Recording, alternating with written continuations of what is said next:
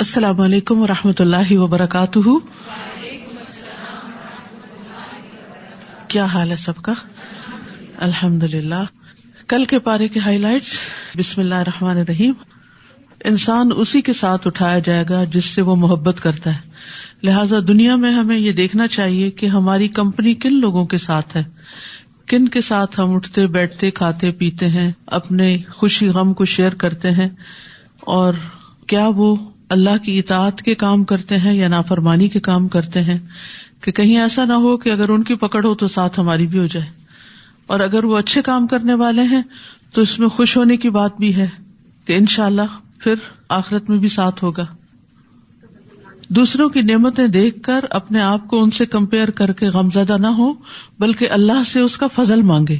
وَاسْأَلُوا اللَّهَ مِن فَضْلِهِ، اس کو اپنی زندگی کا ایک اصول بنا لے. وَاسْأَلُوا اللَّهَ مِن فَضْلِهِ، کہ اللہ سے اس کا فضل مانگنا ہے. جہاں کوئی اچھی چیز نظر آئے، جہاں کوئی چیز دل کو بھائے اور دل چاہے کہ یہ ہمارے پاس بھی ہو، چاہے اولاد ہے، چاہے مال ہے، چاہے دین ہے، چاہے دنیا کی کوئی بھی نعمت ہے، تو وہیں اللہ سے دعا کرے. جیسے زکریا علیہ السلام نے حضرت مریم کی نعمتیں دیکھ کر دعا کی تھی، ہنالک دعا زکریا ربہ، اور پھر اللہ سبحانہ تعالیٰ نے ان کی دعا سن لی اور ان کو یحییٰ علیہ السلام عطا کیے. جان و مال سے اللہ کے راستے میں خوب محنت کرنے والے زیادہ بہتر ہیں بیٹھ رہنے والوں کی نسبت.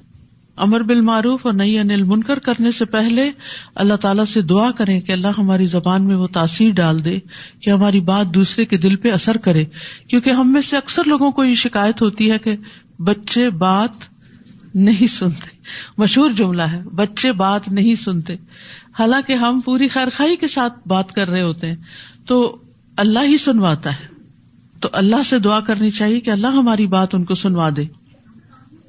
توحید کا علم حاصل کرنا اور شرک کے بارے میں جاننا بے حد ضروری ہے کہ کون سی سوچیں شرکیہ ہوتی ہیں، کون سی باتیں شرک شمار ہوتی ہیں، کون سے ایکشن شرک شمار ہوتے ہیں. کہیں ایسا نہ ہو کہ جہالت میں اس میں جا پڑے اور باقی گناہ تو پھر بھی معاف ہو جائیں گے، لیکن شرک کا گناہ ایسا ہے کہ جو معاف نہیں ہوگا. انتہائی خطرناک زون ہے جس میں کوئی انٹر ہو یا جس کے پاس بھی کوئی پٹکے، تو اس سے دور سے ہی بچتے رہنا چاہیے. شکر آگ سے بچاؤ کا ذریعہ ہے. کل استغفار کا بہت زیادہ ذکر ہوا اور کل میں نے آپ کو یہ استغفار کی دعاؤں کا بھی انٹروڈیوس کروایا تھا. یہ پنک کارڈ ہے اور اس میں اردو اور انگلش دونوں ٹرانسلیشنز موجود ہے. بہت ہینڈی ہے. انسان کو خود سے ڈھونڈ ڈھونڈ کے دعائیں ایسی مانگنی پڑے تو ہمیں تو ایسے الفاظ بھی نہیں آتے کہ جن سے ہم استغفار کریں. تو وہ جو اللہ سبحانہ تعالیٰ نے قرآن مجید میں بیان کر دیا، یا رسول اللہ صلی اللہ علیہ وسلم نے استغفار کے اتنے ڈفرنٹ طریقے سے اللہ سے بخشش مانگی، تو اگر ہم بھی ان سے مانگیں گے تو انشاءاللہ اللہ تعالیٰ سننے والا ہے. حق اور عدل اور انصاف والی بات کرنی ہے. نکاح نصف ایمان ہے، اور شادی اپنی ہو یا بچوں کی ہو تو اسے دین کا ایک حصہ سمجھ کر کریں. ہم شادی کو سراسر دنیا کا ایک کام سمجھتے ہیں، اسی لیے ہم شادی میں اللہ کی ساری حدود توڑ دیتے ہیں، اللہ کی نافرمانی کے سارے کام شروع کر دیتے ہیں. تو جو عبادت سمجھ کے نکاح کرے گا وہ پھر اس کی سینکٹیٹی کا خیال بھی رکھے گا. نماز میں سستی نہیں کرنی چاہیے کیونکہ یہ منافقت کی علامت ہے.